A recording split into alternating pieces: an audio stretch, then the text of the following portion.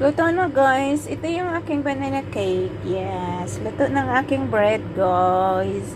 Ang aking banana bread. Marunong pa pala ako. Akala ko nakalimutan ko na. Let's eat! Hello guys. Welcome to my channel. Kaya nakabili ako ng mura na saging guys. 5 piraso. $3 lang. Kinain ko yung isa. Yun. Subukan kong marunong pa ba ako gumawa ng banana bread. Yun, ito, ganyan ko lang guys. Pakita ko sa inyo mamaya. Lamasin ko muna guys. Kasi ito yung mga ingredients ko. Uy, wala pa pala akong baking powder. May baking powder naman ako. Yun, ito guys. Oh, basta kompleto ako dito sa bahay guys. Sipag ko talaga magluto-luto. Yan na. Ito yung harina ko. Gamit ko. Paborito ko talaga yung galing sa India na harina. Yan na. Yan, tapos ang aking gatas, aking butter, ang aking sugar, tapos ang aking Himalayan salt. Kulang pa pala ng egg. Kailangan ko ng 1 egg.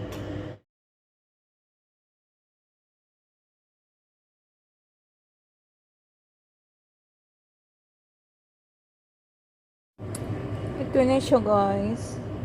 Ang hirap talaga kumilos guys kasi mag-isa lang ako.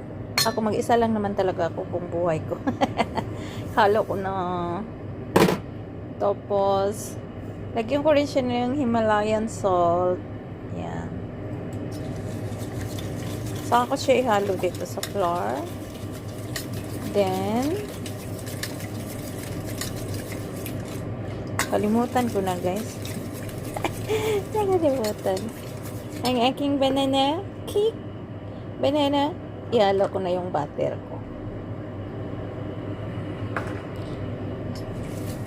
Halo ko na lahat-lahat.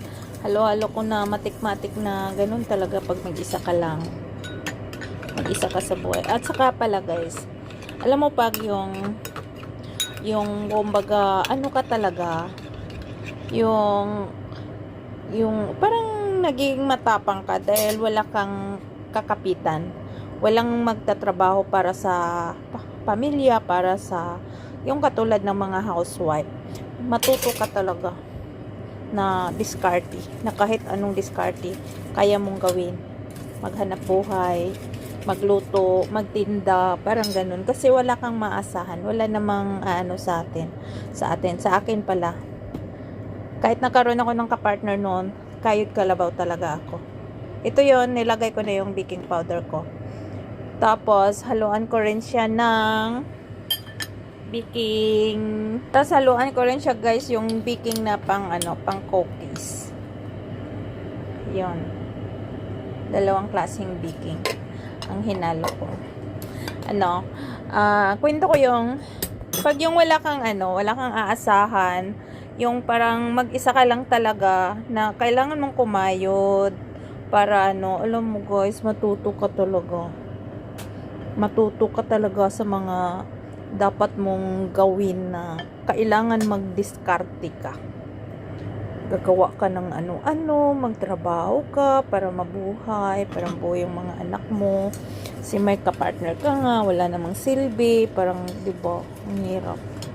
Yun, pakita ko sa inyo mamaya guys. Halo ko muna lahat. Tapos ito na siya, hinalo ko na pero yung saging hindi ko pa hinalo.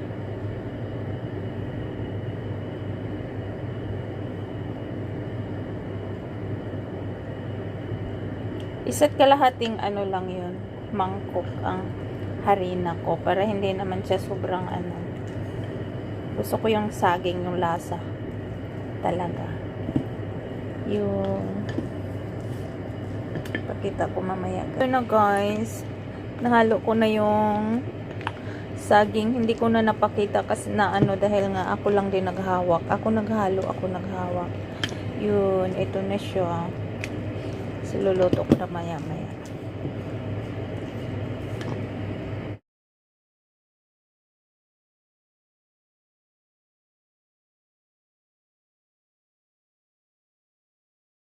Guys,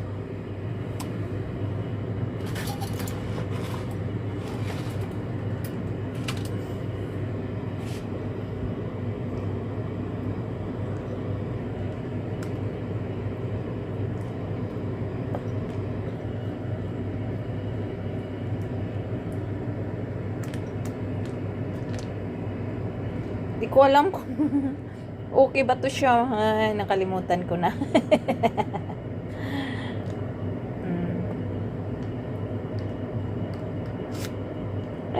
Oh my God. Oh my God. Kasi yung ginamit ko kasi yung paper bread niya, yung ginamit ko rin nung nagluto ako ng tinapay nung nakaraan. Inano ko lang. Tago ko kasi sayang, ang mahal din ng mga bilihin. Yan. Kita ko lang mamaya guys ha. Di ko alam talaga. Not sure or perfect or not. Basta nagagawa kasi ako noon. Okay naman siya. Nare-request nga ng alaga ko. Hindi ko alam sa ngayon. Ha? Yan. Ready to cook na guys. Guys.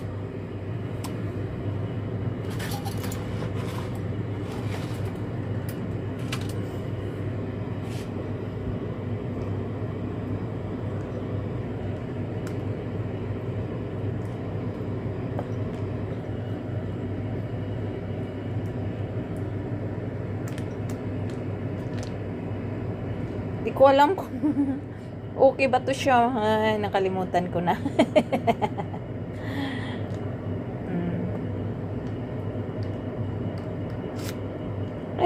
Oh my God. Oh my God. Kasi yung ginamit ko kasi yung paper bread niya, yung ginamit ko rin nung nagluto ako ng tinapay nung nakaraan. Inano ko lang. Tago ko kasi sayang, ang mahal din ng mga bilihin. Yan.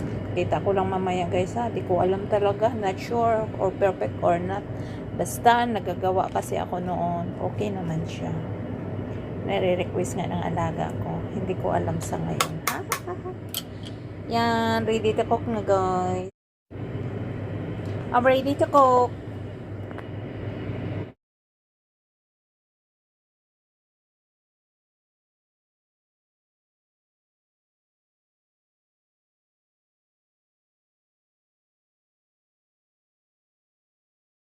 Yung banana cake guys, yun.